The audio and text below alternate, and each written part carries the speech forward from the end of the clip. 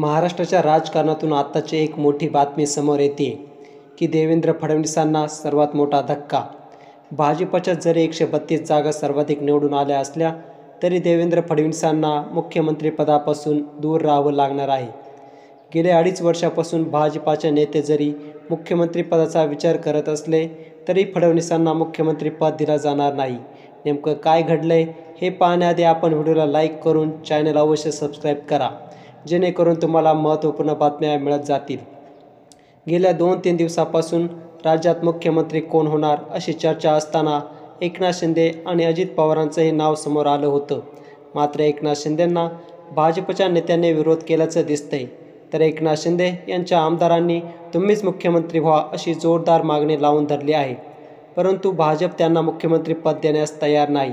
देवेंद्र फडणवीस यांचं नाव समोर आले कारण त्यांनी 132 आमदार भाजपचे निवडून आणलेत. मात्र त्यांना दिल्लीतील भाजपच्या वरिष्ठ नेत्यांनीच विरोध केल्याचं समोर आले. त्यामुळे आता महाराष्ट्रात बैठकावर बैठका चालू आहेत. देवेंद्र फडणवीस यांचं देखील नाव मागे पडत असताना ही 2-3 नावे समोर आली आहेत. त्यामुळे भाजपचा मुख्यमंत्री होईल. मात्र एकनाथ शिंदे आणि देवेंद्र फडणवीस हे नसून दुसरीच नावे समोर येत आहे. अजित पवार यांनी देखील त्या नावांना विरोध केला आहे. दिल्लीतून भाजपाचे सर्वेसर्वा अमित शहा आणि मोदी हे भाजपचा जुनाच एखादा दुसरा नेता मुख्यमंत्रीपदासाठी ठरवत आहेत. त्यामध्ये पहिले नाव येते विनोद तावडे यांचं. विनोद तावडे हे मराठा समाजाचे असल्याने मराठा समाजाला खुश करण्यासाठी तावडे यांना देखील संधी मिळू शकते. त्यामुळे देवेंद्र फडणवीस यांच्यासाठी हा मोठा धक्का मानला जातोय. भाजपकडून जी दुसऱ्या नावाची चर्चा आहे ती म्हणजे पंकजा मुंडे यांच्या नावाची. कारण महाराष्ट्रात पहिला महिला मुख्यमंत्री म्हणून पंकजा मुंडेंच्या नावाचा विचार केंद्रात केला जात आहे.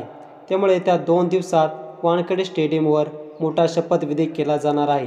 त्यामुळे देवेंद्र फडणवीस हे जरी किंगमेकर असले तरी त्यांना आता मुख्यमंत्रीपदाच्या खुर्चीपासून लांबच राहावं लागणार असल्याचं राजकीय वर्तुळात बोललं जाते. या बातमीबद्दल तुम्हाला काय वाटते? कोण मुख्यमंत्री होऊ शकतं? कमेंटमध्ये सांगा.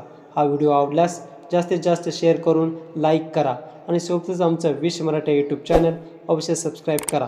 जय महाराष्ट्र.